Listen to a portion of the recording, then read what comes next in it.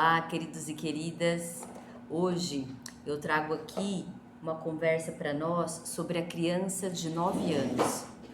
Então, nós vimos a primeira individuação que acontece por volta dos 2 ou 3 anos de idade, né? Eu até falei no vídeo passado, na criança de 6 anos, que isso vai acontecendo como uma incorporação mesmo, né, da criança, que aos 6 anos acontece essa individuação de forma mais incorporada ainda, né?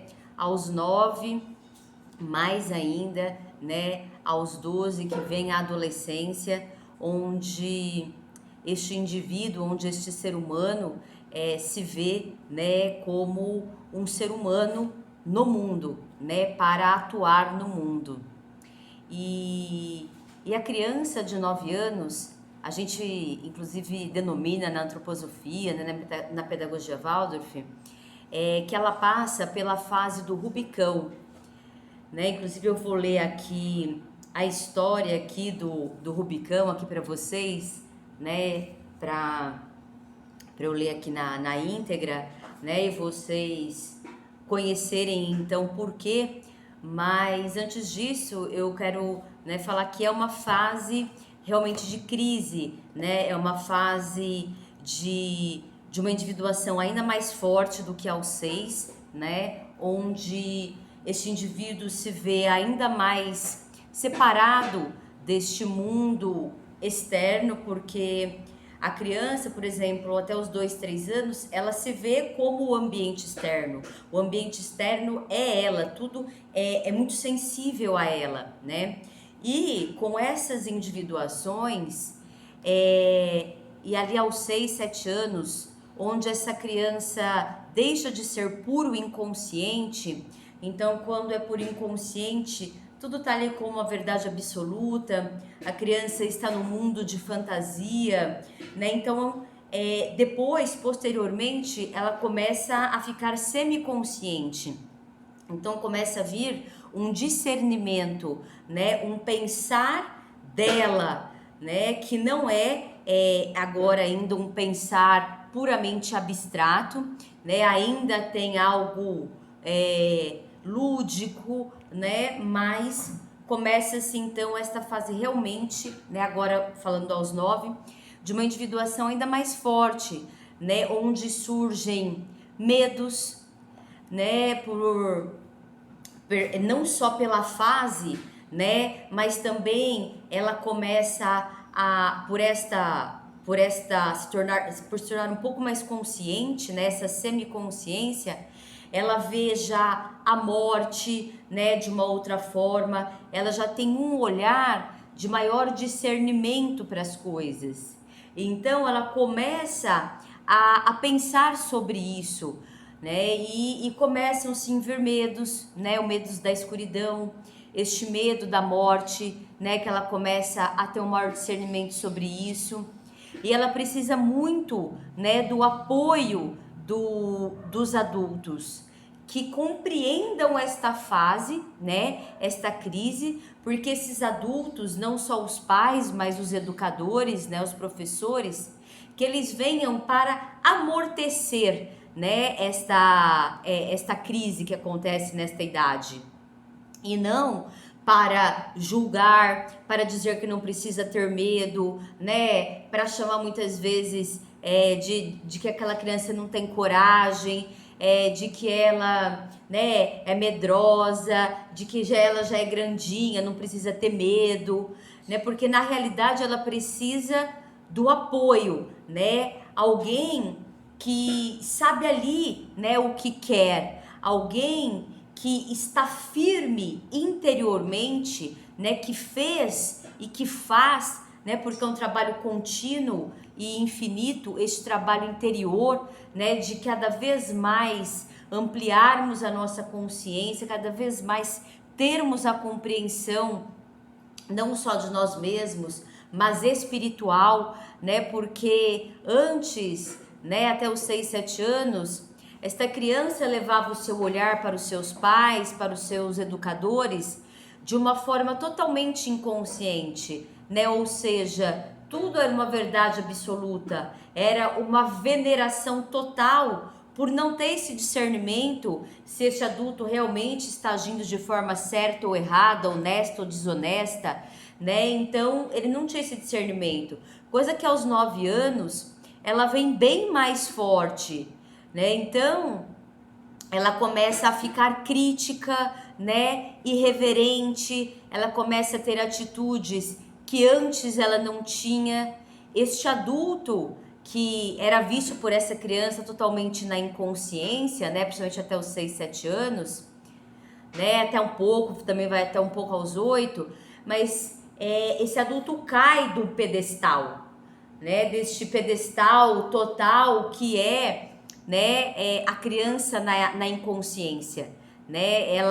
Então ela começa a ver se esse adulto também tem uma espiritualidade. O que é isso? Que se esse adulto também Olá, pessoal. ele eleva o seu olhar, né? A sua moral no sentido dos seus valores, né? A algo superior, a algo maior, né? Que é Deus, o cosmo, né? Aí, conforme cada um nomeia de uma forma. Então, a gente fala que, né, esta passagem a gente chama de Rubicão, né? Esta idade aí dos 9 anos. Então, Rubicão vem do rubico em latim. É o antigo nome de um pequeno rio no norte da Península Itálica, que marcava a divisa entre a província da Gália Cisalpina e o território da cidade de Roma. Ele ficou conhecido na história pelo fato de que a lei de Roma, no período da República, proibia qualquer general de atravessá-lo acompanhado de suas tropas. E quando retornavam de campanhas ao norte da Roma. Quando Júlio César atravessou o Rubicão em 49 AC a.C., em perseguição a Pompeu, violou a lei e tornou inevitável o conflito com o Senado. Nesta ocasião, teria proferido a frase Alea jacta est, que significa a sorte está lançada. Até hoje, a expressão atravessar o Rubicão significa uma situação sem volta. E é isso o que acontece com a criança aos 9 anos. É uma travessia sem volta. Ela já não está mais no mundo da fantasia, ela não está mais totalmente inconsciente. Aquele adulto, aquela autoridade, ela não vai ser mais aceita se ela for uma autoridade que se impõe pelo medo, pela força.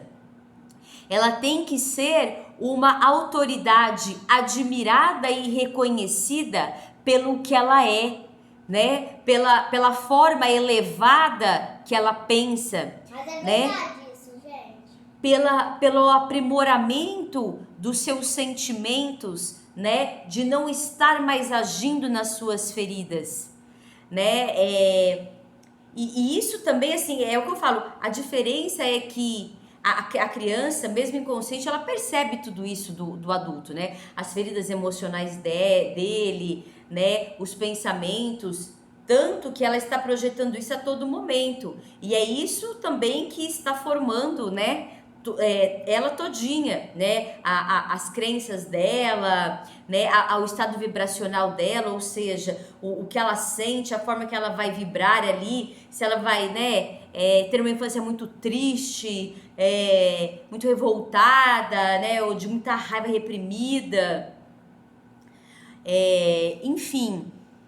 Mas é essa a diferença. Aos 9 anos, aos 6, 7 já inicia. Mas aos 9, esse discernimento está ainda mais, né, incorporado, esta individuação.